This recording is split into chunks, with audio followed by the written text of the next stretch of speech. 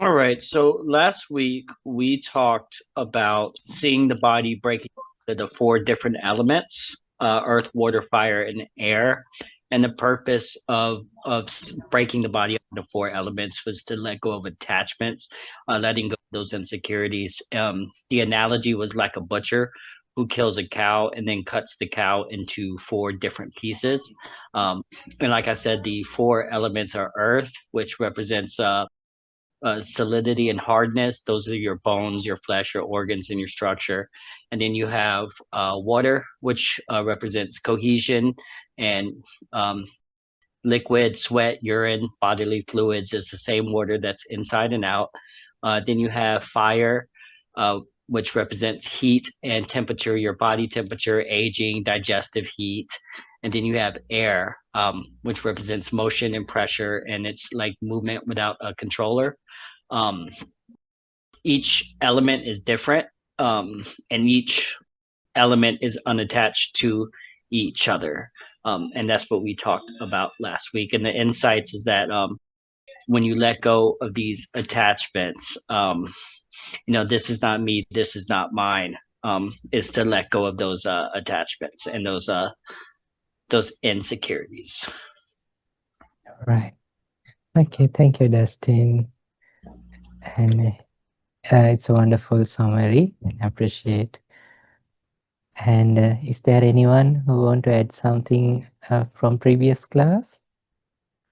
So we see things as it is. So we see elements as elements to take take out that frame which we created, like because of the we say that the avijja or the not knowingness. So when we translate it in English, we say ignorance or the delusion. So it sounds like we did something wrong, but instead of that, it means that lack of insight. So because of the lack of insight, the frames create in our mind that this is me, this is mine, and this is myself. When those frames created in our mind, what we try our best throughout our life is we try to protect me. We try to protect my something relate belong to me or mine or my, then again what we feel like myself. So, but even though we try throughout our life, at the last moment, we have to let go all the things. We have to say goodbye to everything what we felt like me or mine or myself. Until then, we struggle to protect that. But instead of that, while living in this world, we can improve our insight while using these elements in conceptual world, like of course having your own stories in, like, this is my family, this is the culture I belong, this is this and this is that, without framing I or me or myself in it. Then what happens?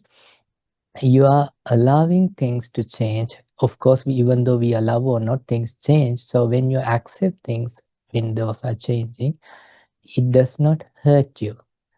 That's where these meditations lead. So this is an amazing meditation, seeing this body as earthly element, that 20 pieces like hair, kesa, loma, the body hair, danta, the teeth, tacho, that the skin, mansang, the muscles, or the yeah it's the muscles, and naharu, that the like the body, the blood veins. So like guys, when we see things likewise, these things are like related to some, like compost, they are gonna compost to earth. So that's something like this, like seeing this body like a mushroom based on earth, just blooming and showing the beauty for some time, and then again connecting with the earth. So it's the nature. So no matter we like that the blooming and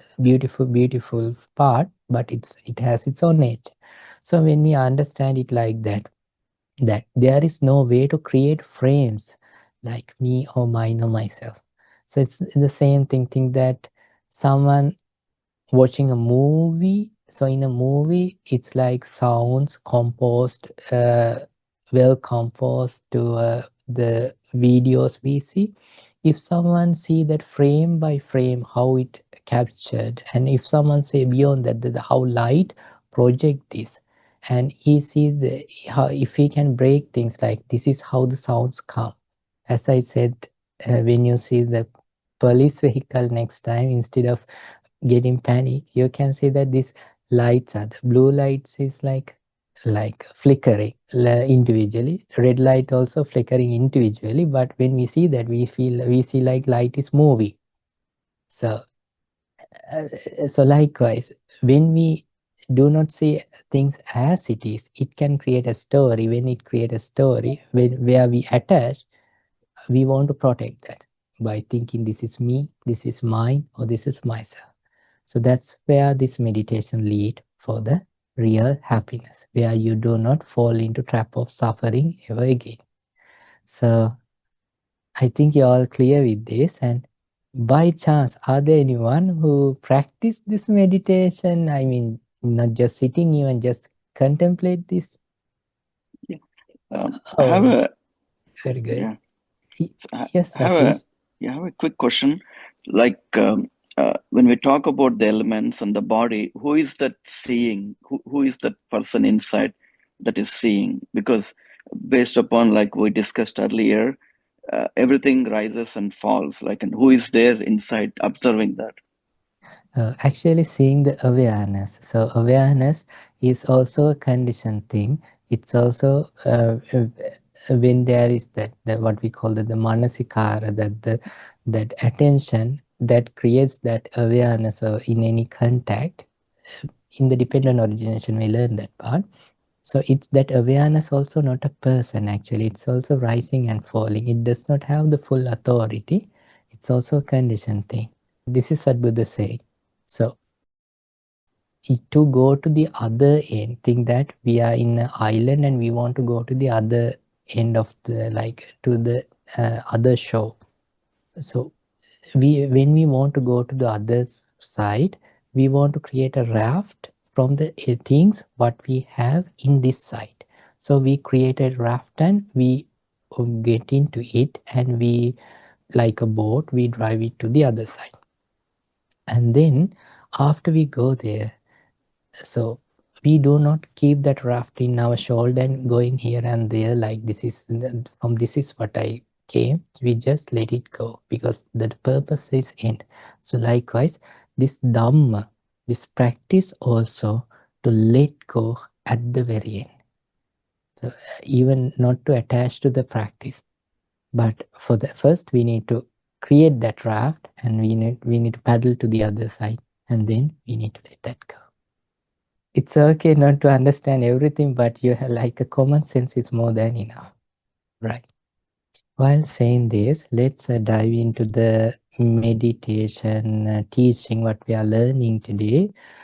We learned this one time, but we are gonna relearn this again. This is the Ānāpānassatisutta, or the breathing meditation, with all the 16 steps which Buddha teach.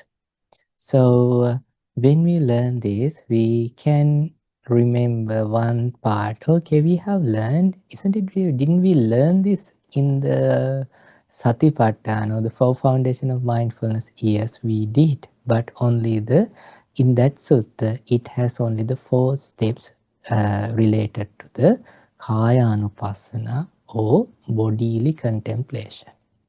Right. So today we are gonna learn the whole thing, and this is for the knowledge, and with that knowledge, we need to work on this. We want to practice in this. Bring your palms together. Let's pay our respect to our teacher Buddha, then to our teacher. Namo tassa bhagavato arahato samma sambuddhassa. My homage to the Blessed One, the Worthy One, the Supremely Enlightened One. Sadhu, sadhu, sadhu. let's pay our respect to our teacher, Pinwat Loku Swamin Wahanse. Sadhu, sadhu, sadhu. Dear Dhamma friends, we are learning the teaching. With this teaching, Buddha gave. This teaching here we can find in many places in different discourses. So Buddha is saying that if someone, it says like this, I will, okay. Buddha is saying, in this Sangha, there are mendicants, monks who are committed to developing the meditation on mindfulness of breathing. Monks, when mindfulness of breathing is developed and cultivated, it is very fruitful and beneficial. Mindfulness of breathing, when developed and cultivated, fulfills the 4 kinds of mindfulness meditation. So, by breathing meditation, you can cover all the 4 foundations of mindfulness.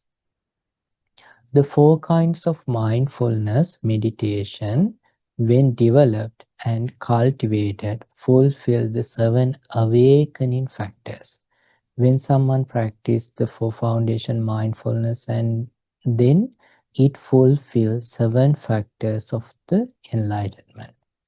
If you can't remember, with those are sati, mindfulness, Dhamma Vichaya, that wise consideration or the wisely consideration in which arises based on the mindfulness. Then Virya, the effort which arises after that.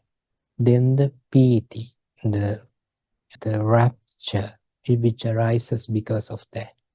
Then Piti Sambojjhanga, then Passadi Sambojjhanga, which means the tranquility which arises because of the, and then after that rapture. Then Samadhi Sambojjhanga, the concentration. And then the Upekha Sambojjhanga, which means the equanimity which arises. So when someone, it's beneficial to practice breathing meditation. When someone practice that, for foundation of mindfulness developed, when it develops, 7 factors of enlightenment developed. Then Buddha is saying, and the 7 awakening factors, when developed and cultivated, fulfill the knowledge and the freedom. Vijja and Vimukti. Vijja means that the end of the all the delusion in our mind, and then because of that, the Vimukti, freedom from all the attachments. So that's what it happens. And then Buddha saying how to practice the breathing meditation. Actually, Buddharajan Wahanse, the Buddha, give this teaching before appreciating the other meditations which monks do. Some monks practicing that Metta, Karuna, Mudita, Upeka, or the other different meditations, the Asubha, or the body impurities of the body, and different meditations. Buddha, after appreciating that, Buddha saying, okay, here's the thing. This is more beneficial. This is a beneficial thing. It's like while appreciating other meditations, bringing or inviting monks to practice breathing meditation. So like saying the benefits. So it's like saying that, oh, okay, this is also good, that also good, this is also good. But if you practice this, these benefits are there. So then you know that how important practicing the breathing meditation. And it's not just a stress relief. Stress relief, it's like a byproduct, not the main product. Right. While saying so, and then since we need to go through one by one, I will share the screen, so then you can join with me. and I will say the Pali, and you can voluntarily, as we do usually, say the English part. Okay, right. Okay. Ānāpānasati bhikkhave bhavita bahulekata mahappala hoti mahani sansa. And then Buddha saying, Ānāpānasati bhikkhave bhavita bahulekata chattaro satipatthana. Okay, this part we read. Okay. Katamacha bhikkhave ānāpānasati katam bahulekata katam mahappala hoti mahani sansa. So this from here. Okay. And how is mindfulness of breathing developed and cultivated to be very fruitful and beneficial? It's when a mendicant gone to a wilderness or to the root of a tree or to an empty hut, sits down cross-legged, sets their body straight, and establishes mindfulness in their presence. Just mindful, they breathe in, mindful, they breathe out. Thank you. So Buddha saying, Ida bhikkhave bhikkhu aranyagatowa rokkamūlagatowa suññāgāragatowa nisidati pallankang abhujitta ujjunkāyam panidāya parimukhaṃ satin upaṭṭapetā so sato vassa sati satova passa sati. The monk going to like aranya means that like a monastery actually. Rukkamula, that means the meditators used to sit under a tree because of the sunburn. And maybe Sunyagāragato, if some place it's like no disturbance from the other people or the things. Nisidati pallankang abhujita, which means that cross-legged, and Nisidati pallankang abhujita ujjunkāyam panidāya. So in this meditation, we don't find this part in other meditation. Buddha asked us to sit and straight our body, and then parimukhaṃ satin upaṭṭapetā. So when they say the parimukhaṃ, it's like the bringing our awareness to the mindfulness to the like in front, like to our like in front of our face. It's like the nearby our nostrils, and then so sato vassa sati, sato passa sati. Mindfully breathe in and mindfully breathe out. So in this case, so when we say the breathe in and breathe out, so when we say the breath, we can breathe, let it happen without knowing like what happens at the moment. And we can breathe in and breathe out by ourselves. And in this third thing is we can be the observer while it's happening. So we can be the observer while it's happening. So it's not like the yoga, like forcefully we breathe in and breathe out. So just being present with our breath. It's not like, yes, of course, when we focus our attention, there's a kind of a feel like we do that because there is a kind of a connection with that, but it's not like we are trying to control our breath, but we are going to be aware of the breath. And then, okay, that's the first step. Of course, we all can do that. Then, this is the second one. Dīgaṃ vā asasanto dīgaṃ asasamīti pajānāti, dīgaṃ vā passasanto dīgaṃ passasamīti pajānāti. Breathing in heavily, they know I'm breathing in heavily. Breathing out heavily, they know I'm breathing out heavily. Right. So I do not know that this translation says the same meaning. I don't know in English what it sounds heavily. Dīgaṃ means not short, long. That's the actual translation. So which means that when you focus to your breath and when you settle your attention in your breath, you see that it's a couple of details. So one of the main detail is some breaths are long breathe in and long breathe out, and some rasaṃ vāsasanto, rasaṃ vāsasamīti, some breathings and breathe outs are short. So understanding whether breath short or the long.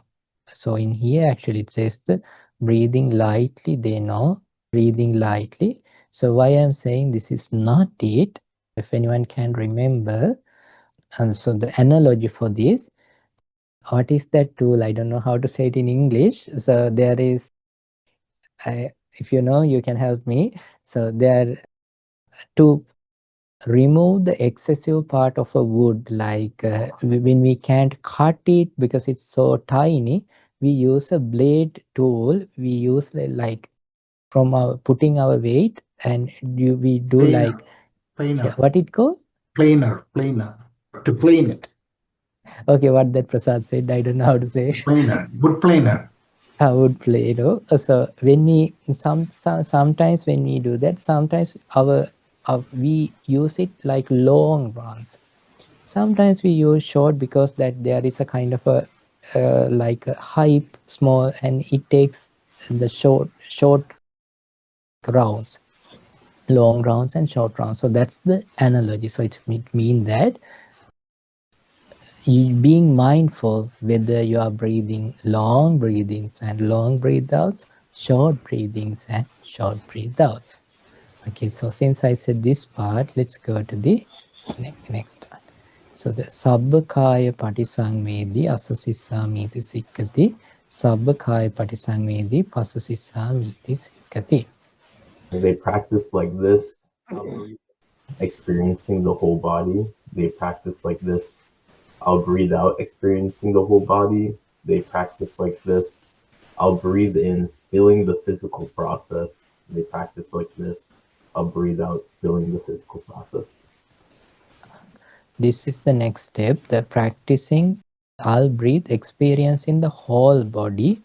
They practice this I'll breathe out, the experience in the whole body. In here also, sabbakaya patisangvedi, the experience in the whole body, that's right. But in there, at the end of the sutta, it says that what is this Buddha is saying, this breathing also a small body. So actually what happens when you breathe in and breathe out, when you focus your attention to your breath in your nostrils area, you will mainly, some of you will see your breath, like your only for your full focus is with the breath, not with your body. Sometimes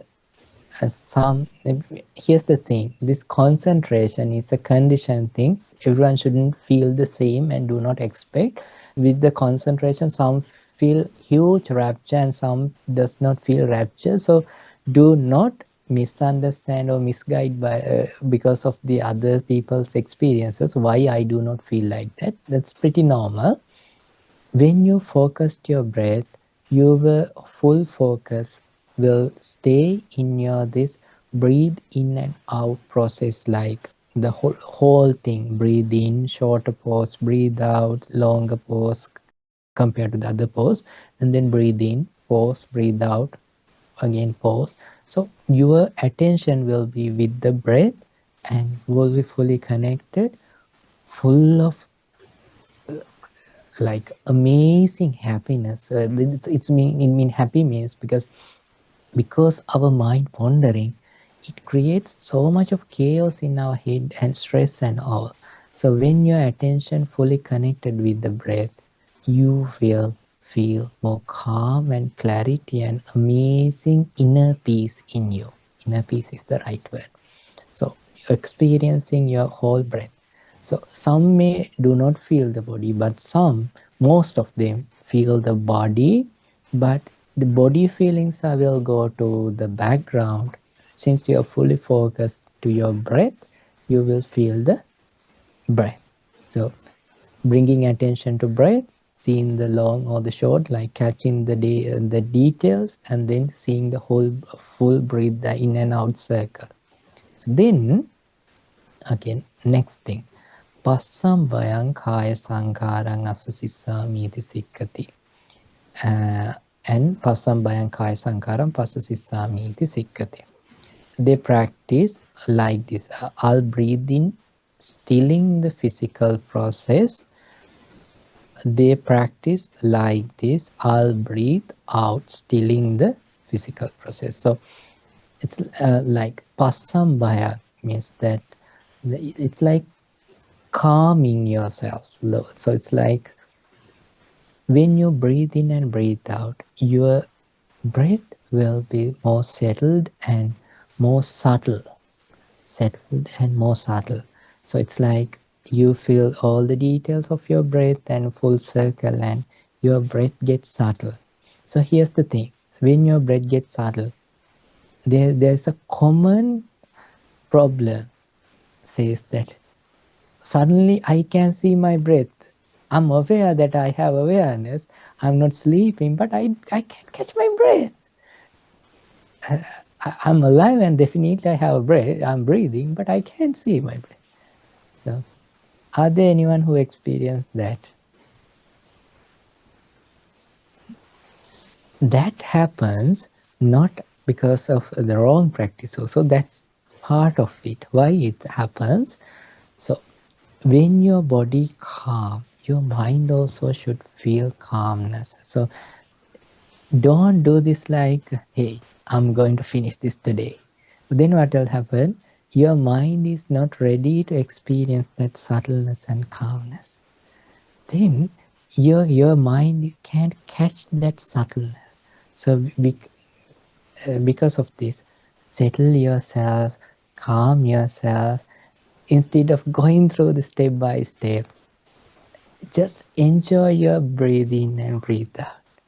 Let it calm and let it cool yourself, body plus the mind. So then your mind also calm and settle.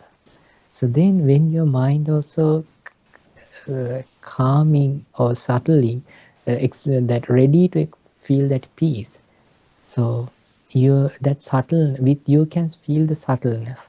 So what happens when you see your subtleness of your breath? Then piti patisangvedi, rapture arises. You, because of that subtleness and inner peace, your breath, with the breath, you feel the rapture. That's the fifth or the mindfulness of the feeling. So if you feel that, first, just know, this is like this. When do not let doubtfulness to cover your practice. So there are 5 hindrances. The whole 5 are dangerous. Sensual, going along with the sensual thoughts, anger, dullness or the sleepiness, and the wandering, that monkey mind, and the doubtfulness. Do not be like don't be in a mood like, I'm not sure what I'm doing. Is it right? That's something we should completely avoid. You should have full confidence what you are doing. It's like this. You think that you are going to a town or country which you have not ever been. Think that you haven't been to New York, but you heard about the Brooklyn Beach, you heard about all the beautiful things over there. This is how the Manhattan, and this is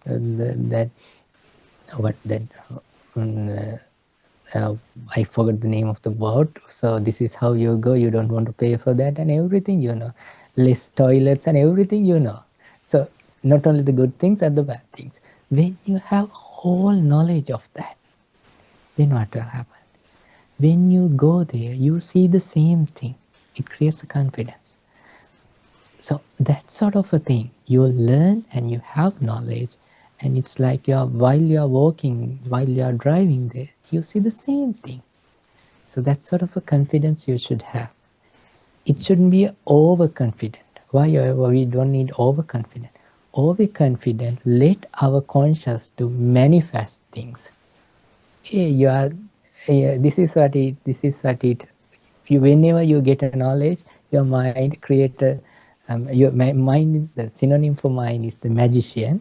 So consciousness will create a nice magic and show you this is what it says. This is what it says. How do we know it's a magic? Magicians magic always let you to wandering, just wandering, and praise yourself. I'm the best of the best.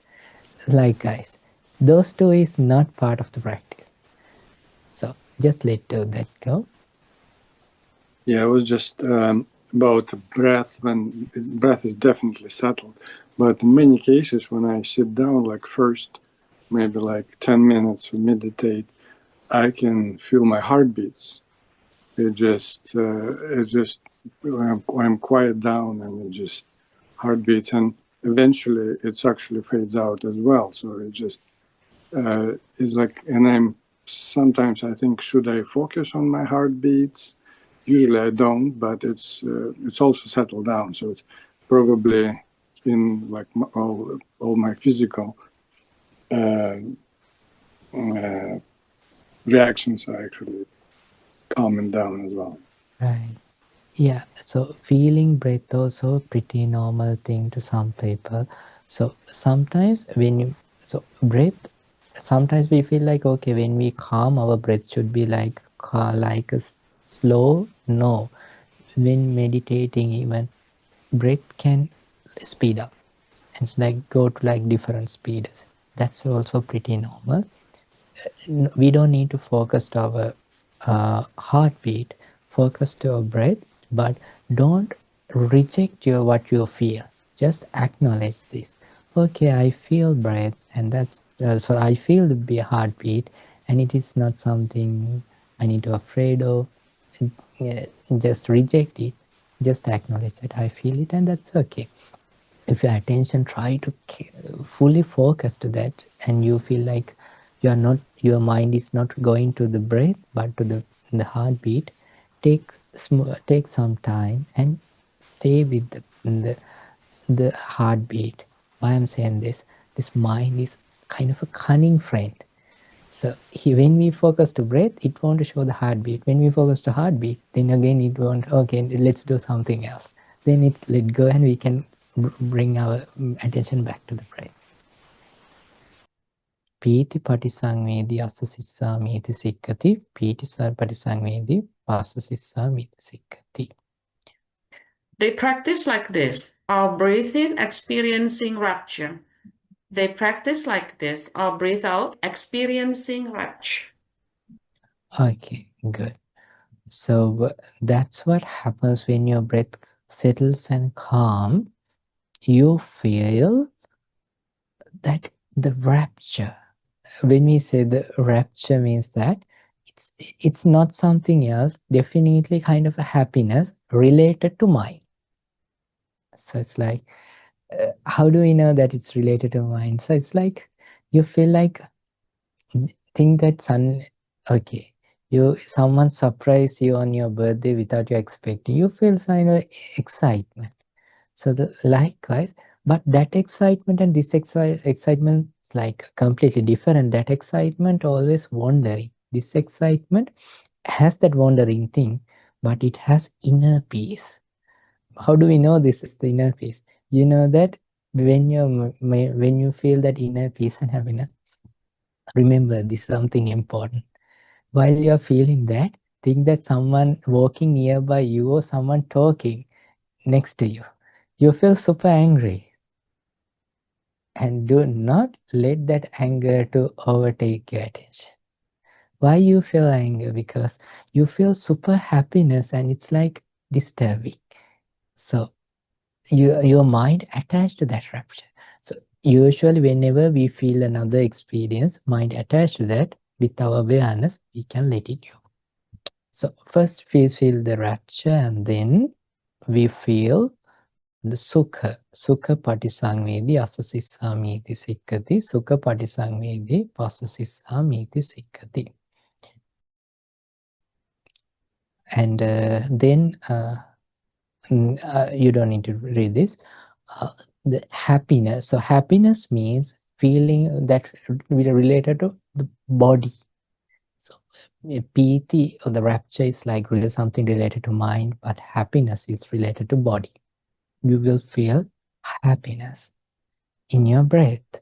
And then chitta sankhara patisangvedi assa sissamedi sikkati. Okay, this is something you need to learn.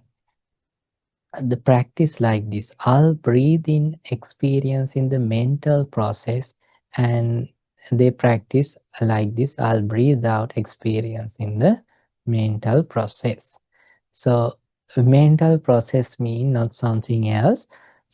That's what we learn in dependent origination again. Two things, feeling and the perception. Well, that's what you're experiencing. So when in your breath, there is a feeling related to that, and there is a perception related to that. So Chitta Sankara means Vedana and Sanya, or the feeling and perception. So when you breathe in and breathe out, what you experience, you just realize, acknowledge that the perception related to I'm breathing and I'm breathe out with that happy feeling. That's what you're experiencing. It's not, it's subtle than body sensation. Just to understand it, I will say, what is this Chitta Sankara, the mind thing, like mind perception and the feeling? When you see someone you know, when you see your mom, you do not think this is my mom. It just comes to your mind. When you see a boy or girl or someone you know, you do not want to think by yourself. It just arises in your mind. So when you breathe in and breathe out, you do not want to think I'm breathing in and breathe out. So it just what you feel, and it just what your perception is. So just understand that. Okay. The breathe, inhale, exhale, inhale, exhale. You will touch that feeling and the perception while acknowledging, while knowing that. Breathe in and breathe out. Okay, any questions related to that? Yes, Bante. Oh, sorry, Bante. So it's more like knowledge then, Bante. Knowledge that we are breathing in. We don't have to think about it. It's already natural, like as a knowledge. I think Yes. that's okay. Got it, Bante. It's like this same breath. It's like we see different layers of the breath. Different, like we are think that we have our breath is the coconut fruit. With the husk, it has a different like a texture or the so. It's something different, and when we remove the husk, it's something different, and when we cut that nut, it's something different. So like same breath we experiencing, we see the different depths of that. Right. And then what happens if anyone, if anyone used to meditate, when we talk this, I know one thing, you naturally try to, your attention may goes to your breath while learning. So that's how it is. And then Passambayan Chitta Sankhara. This also related to feeling part and not to the mind part actually. Then they practice like this. I'll breathe in and stilling the mental process they practice, and they practice like this. I'll breathe out, stilling the mental process. So actually it's a passambayan, that means that settling. So when you breathe in and out while experiencing your perception and feeling, then it also gets subtle and subtle and subtle. So that's the feeling. And then next one is Chitta Patisangvedi, or the seeing the mind, breathe in and breathe out, experiencing the mind. So for the stilling of the mental process, is it like your perception of your breath gets settled, and the feeling that's coming from the breath also gets settled? So it's kind of just like nothing. yes, that perception and feelings is the what getting subtle. So it's like when you understand the next thing, you will understand what it is. So then you see the chitta, you see your mind. So so it's like this. So to understand this, I will say analogy like this thing, that we feel like this, we see the world as it is, but this world is the way we see. that's why two different people like two different sports groups, two different political parties. You say mom to someone, while say mom to another one. So like we all have different perceptions and the feelings. The way we see, it's not existing. Like not everyone saying mom to every same person in the world. So not everyone feels same love and affection to the same person. Not everyone feels same anger to the same person. It's different. Why different? This world does not have that sort of a thing. Think like your side is like the projector and the outer world is like the projection screen. You see the world the way you see. So when your mind perceptions and feelings are subtly, what you realize, you see the experience in the mind. It's like you see the where it project when you see that. Yeah, Katarina. Bante, I have a question. When you say that we see the world as it is, but then in my mind comes another idea that in the world there is truth and there is not truth. There is a good karma and there is a bad karma. So there is a center anyway. Is like a fruit. There is a seed in the fruit. So according to how we see the world and how we act, that's the karma that we are going to have in next life and then another life and whatever we're going to go. But also there is a truth and there is no truth. Like, yeah, I can get kind of understand what you're saying, that it's like good karma and bad karma. Actually what you see is how good karma arises in your mind, how bad karma arises in your mind. It's like based on greediness attached, we agree related to greediness, karma arises. Based on the generosity, things arises related to generosity. Based on anger arises things related to anger. Based on the loving kindness, things arises to the loving kindness. So it's not, no one is like as not person, it's like not authority. It's like when that reason is there, cause is there, effect arises. So it's like when you improve your insight, what you understand is like the way you see the world, the way your mind is, the sankhara or the perceptions and feelings are creating, the way your mind is. So that's why there is no like 100% good person or 100% bad person. So even the very bad person in this world has good qualities, arise sometimes. In that person's mind also loving kindness arises, maybe at least to their family. And at least one time in his life, maybe, who knows, even the most good, like the best person you in his life, he may has defilements. So likewise, unless I understand.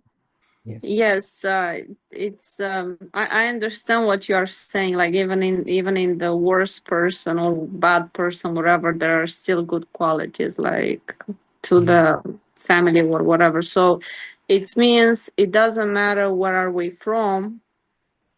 If now wherever I will go, it's not like I'm belonging to a country or to a religion or to a society. It's me, who I am and how I see the world. As you said, based on the qualities that I do, I can go live anywhere, but it's based on the qualities and my action, basically. I understand. Right. Yes. So it's like seeing the root and seeing the plant. Seeing the seed, when you have seed, okay, I have this seed. And when you have rice seed, we do not expect sunflowers from it. That's how it is. And right. Okay, and so when your mind, there's the chitta, the mind perceptions and feelings settles. So instead of that staying there, you see how mind project things. So when you see the mind, so there is a nice thing next to that. See, chitta patisangedi, then what happened? Abhippamodayan chitta. When they practice breathing and so they practice this breathe in and breathe out, gladdening the mind. They practice like this, and I'll breathe in and breathe out, breathe out, gladdening the mind. So when you see this thing, what happens? It's like you see the actual, like your mind gladdening, huge excitement arises in your mind. Why? Until then you are like going on a place where you do not sure what will happen in the next moment. But when you see that the cause and effect, you see that the key is in your side. The way you see the world is like that creating in this side. So it creates it relieves so much of stress in you, and it gladdening, and then that it also temporary, and then your mind concentrates samahitan chitta, and then your mind is not attached into that concentration, that vimochya chitta, and then with that you see the impermanence in your breath. Aniccanupassiyassa sissami sikkati, viraganupassiyassa sissa. Then dispassion to that natural, you see the impermanence and see the dispassion, and nirodhanupassi, like letting go the attachment completely. You breathe in and breathe out. And the patinissagganupassi, consistently letting go that the attachment, you breathe in and breathe out. So that's how those 16 steps are. When someone establish his mindfulness in these 16 stages, from based on that, in each wherever, like whatever the step in there, based on that he can practice 7 factors of mindfulness. Based on that thing, that he's staying his like for staying his awareness in the thing, that and the perceptions and the feelings, and in there he see that's his sati, that's his mindfulness, and he see he contemplate the insight in this. It creates the contemplation part, that the Dhamma Vicaya, and it creates the energy, like huge energy arises, and it then turns into a rapture, and then it turns to a tranquility, and it turns to a samadhi, concentration, and then that samadhi also shouldn't attach. Then when someone practicing that 7 factors, it says viveka nisita, you should rest yourself from the defilements. Viraga nisita, even not attach into that practice. Nirodhanupassi, just focus into that letting go. Patinissagganupassi, so just consistently letting go, you should practice. So when someone practice this, keep on like back and forth, like daily practice, that's where the attachments erasing little by little. That's where you remove the wired frames in our brain, and that's where the full freedom arises. So that's when someone's get ability to free his mind 100%. He says he has the vichya, or the knowledge, and vimukti. Vimukti means what? The freedom. So whatever the rising and falling, it arises and it falls. It does not create any attachment. Whatever yankinchi samudaya dhamma sabbanta nirodhama, whatever arises, it falls. That's the knowledge. So if someone has that knowledge, that's what the arahant is, the enlightened monk is. So if that monk attained to first jhana, there is no like idea, I'm attaining to first jhana, I'm staying in this first jhana, I am getting up, like I'm awaking from the first jhana. It's not like this. It's like it just seeing the action without like framing me or mine or myself. It's like feeling is there, no one to feel it. Like no one to feel it means that feeling is there. The feeling means that there is a feeling, but there is no one to frame it. Like in his mind, there is no I to frame this me or mine or myself. Whatever arises, it falls. Every contact is that rise and falls, and that's where the end of the birth, and that's where the nibbana, or the full end of the course. And if someone attained that, there is nothing to say further about that person, because there is no measurement. Because you say this is Bhante by framing Bhante to this body. If there even others frame a person, okay, this is a thing that you're framing, this is Arahant Sariputta, but even though to us we feel frame and we feel a person there, but that Arahant is free, already freed his mind from that me or mine or myself. To him, there is nothing there. There is something. Nothing means not empty.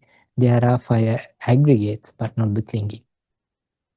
If someone practices 7 years, he will end up enlighten himself, or if not, he will at least go to the third stage. If someone practices this teaching as it is, and then Buddha saying, forget about 7 years.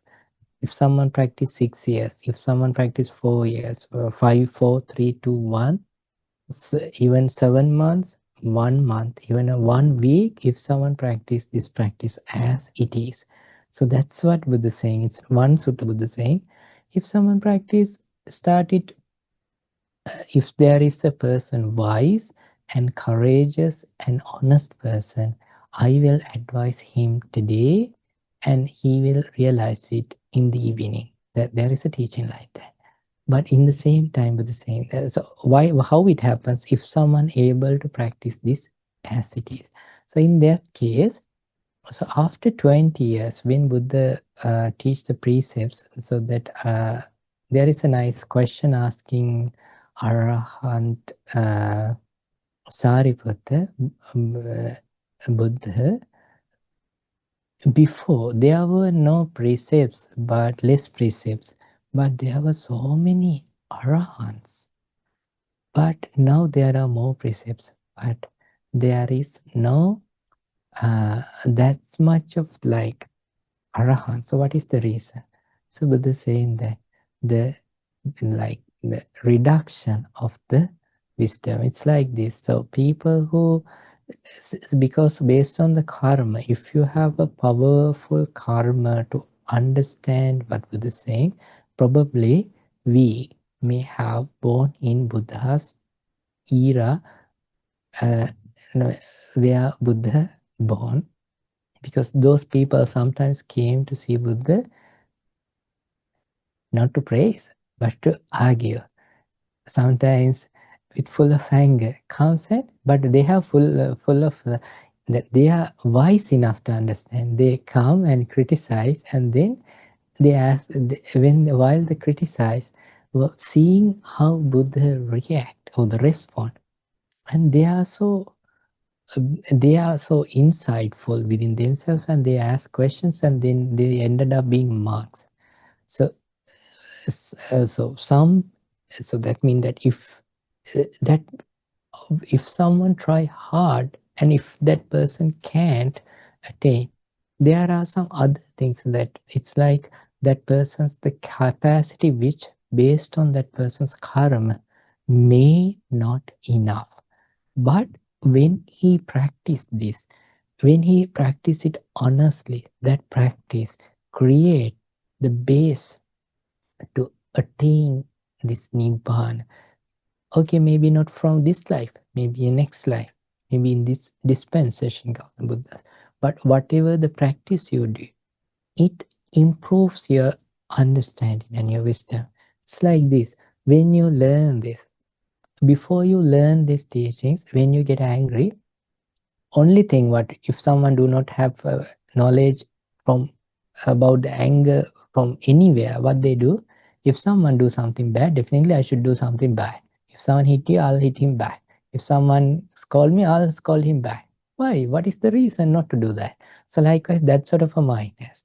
Then when he improve his system, even no one comes and tell you, maybe when you're angry, you may take wrong decisions, but once your mind calm, you see that, okay, I was angry. When I angry, no one take the right decisions.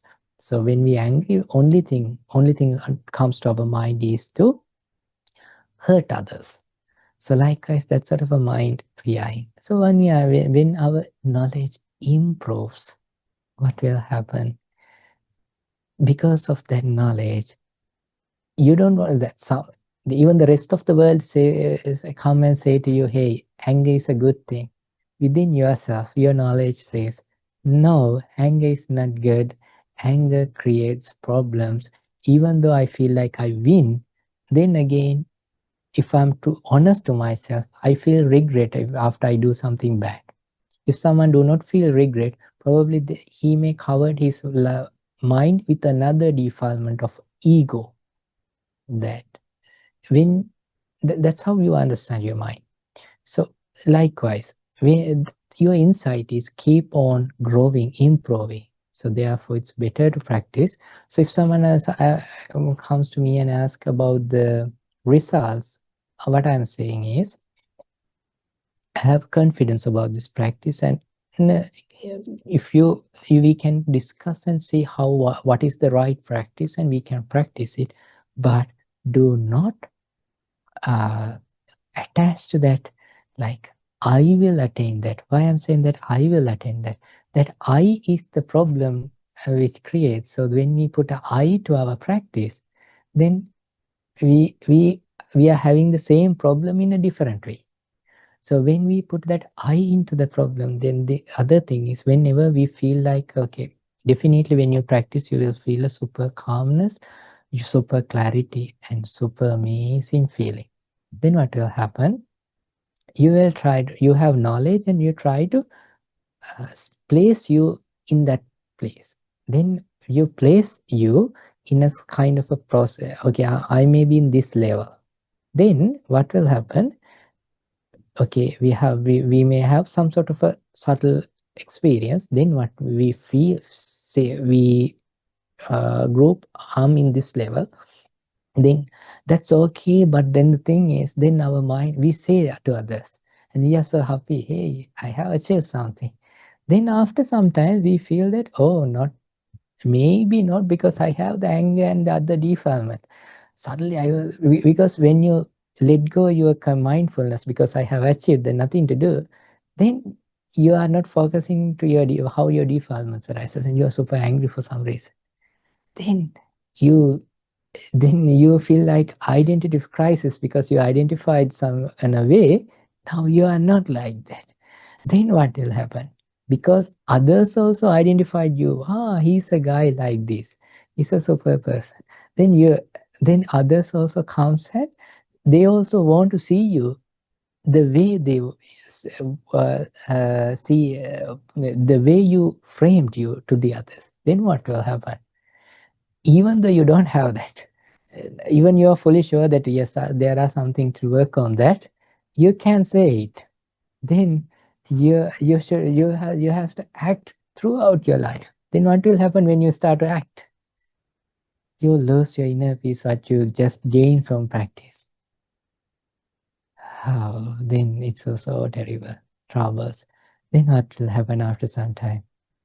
When you feel like, yes, one day you will feel like, no, that's enough. I want to go a step forward and say that it's my misunderstanding. I'm not. Then others are not ready to accept that. Then they feel like you lied to them and you did something bad to them. While saying this, I will bring a nice novel story, and with this I'm finishing this, which is, I think it's an Indian story. Yeah, definitely it's an Indian story. So I haven't read this, but I heard this. Therefore, the story may be different. So one person, after living in the prison for 12, a long time, and then he came out. While in the prison, they had to do some jobs as a practice, and he had some money with him. So he thought of how should I invest this? So he had a nice investment plan, which is he just sat next to the road and just pretend like meditating and saying that something special happening here in 7 days. So before that, what he did, he dug and put dal and covered that place with the soil again, and it seems like a pretty normal earth. But he meditating and doing some rituals and pouring water, and so then saying to people special thing that the god, like a deva, is coming here. A divine is going to come here. Everyone criticized, but but even though we criticize, as in our mentality, we feel like, what if? So this what if went through the society, and they came like, okay, he's lying, and we will give him a punishment. So that's how we want to protect our what if idea, but we pretend like we want to punish you. So this idea went all over the village, and everyone came. But since he's pouring water, what happened? That dal, when we pour water, it get bigger, and just that soil break a little bit. Actually, before that, while he's putting that dal, he put a statue there. What he said to the people, there will be a golden divine coming. So now actually there's the soil is slightly broken, and they open and they saw that golden god.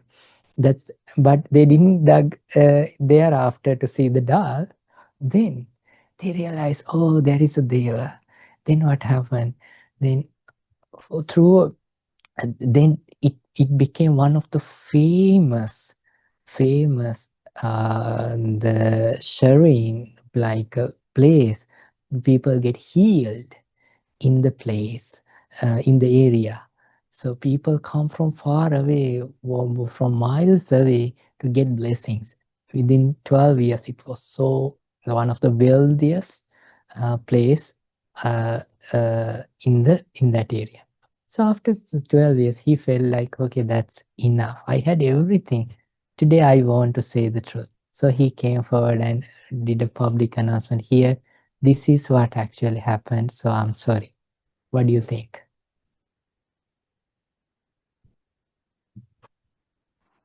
What do I People were think? upset. They didn't Sorry? believe him. Yeah, People they did. believe him. No one believes him. They gave him a good kick to his backside and put another priest and continued the practice. Why? Because they all have their own evidence. Because I came here, and then I got healed, and my problem was solved. Then how can he say so? This person must be crazy. So likewise.